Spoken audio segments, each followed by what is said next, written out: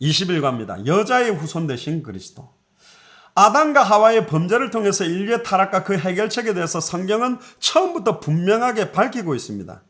근데 왜 여자의 후손이라는 단어가 나오냐? 66권에 딱 한 번 나옵니다. 여자의 후손이라는 단어.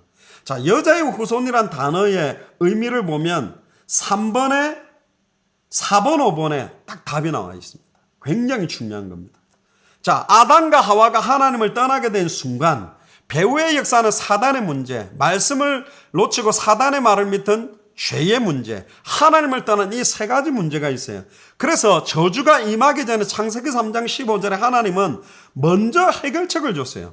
원래 인간에게는 완벽한 축복을 받았고 그 문제는 말씀 하나를 놓침으로 그 말씀을 놓치게 만든 배후의 사단이 역사하고 말씀을 놓친 게 죄고 하나님을 떠난 게 죄거든요.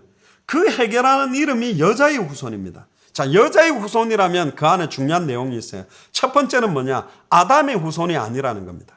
아담의 후손이 아니라는 말은 남자와 여자가 결혼해서 태어난 사람은 절대로 여자의 후손이 될 수가 없어요. 남자의 씨로 된 것이 아니라는 겁니다. 그리고 동정녀 몸에서 태어나야만 돼요. 동정녀 몸에서 태어나는 게 중요한 게 아니라 성령으로 잉태되어져야 돼요. 굉장히 중요한 몇 가지가 있습니다. 여자의 후손이란 말은 아담의 후손이 아니다. 그리고 동정녀 몸에서 탄생해야 된다. 그리고 세 번째는 성령으로 잉태돼야 된다. 그리고 네 번째는 남자와 여자의 씨를 통해서 나오는 게 아니라는 겁니다.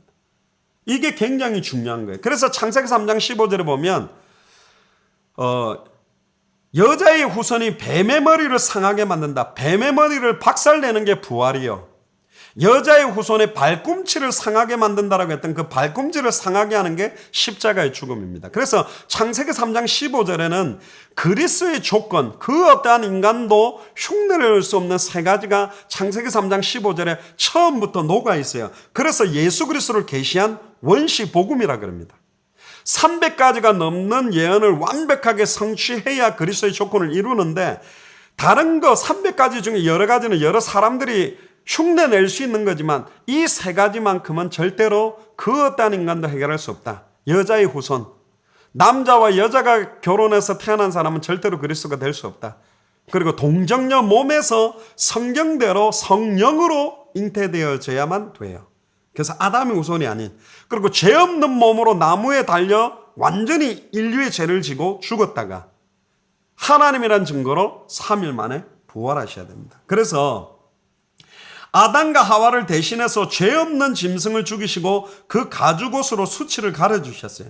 그래서 구약시대 때는 오실 메시아를 바라보면서 그 가죽옷을 입었던 그 피제사를 기념하므로 항상 피에 대한 언약을 가지고 제사를 드려야만 죄 문제가 해결되고 하나님을 만나게 되고 사단의 권세를 이기는 예배가 된 겁니다. 그래서 누구든지 예수를 그리스도로 믿는 자는 그리스도의 의로 옷을 입었고 영원한 하나님의 자녀가 된다고 되어 있고 로마서 13장 12절 하나 적어놓으세요. 거기 보면 빛의 갑옷을 입는다고 되어 있습니다. 밤이 깊고 낮이 가까웠으니 그러므로 우리가 어둠의 일을 벗고 빛의 갑옷을 입자. 빛의 갑옷을 입는 것 또한 여자의 후손 되신 그리스도가 함께 한다는 거고 에베소서 6장 13절에는 악한 날에 너희가 능히 대적하고 모든 일을 행하기 위해 서기 위해서 하나님의 전신갑주를 입게 되는 것도 그리스도의 의로 옷 입는 것과 똑같다는 겁니다.